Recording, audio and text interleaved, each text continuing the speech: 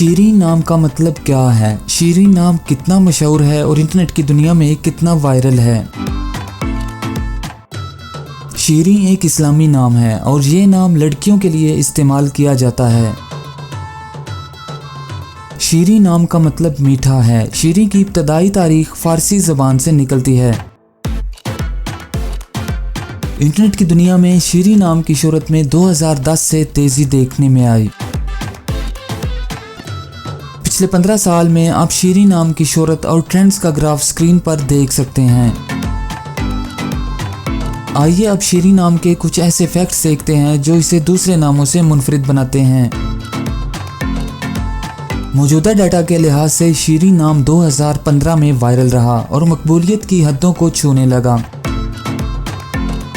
शीरीन नाम पाकिस्तान, इंडोनेशिया और कतर में बहुत पसंद किया जाता है और कसरत से इस्तेमाल में है।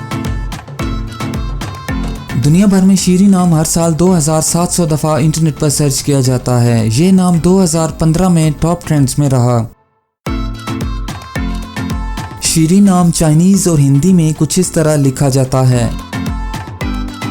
अगर आपका नाम शीरीन है तो कमेंट्स में अपना पूरा नाम लिखें ताकि हम आपके लिए अलग से वीडियो बना सकें।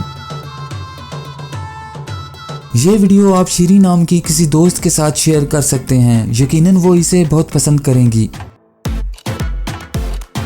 इस चैनल पर आप मज़ीद हज़ारों इस्लामी नामों के मानी, ट्रेंड्स और शोहरत का डाटा देख सकते हैं।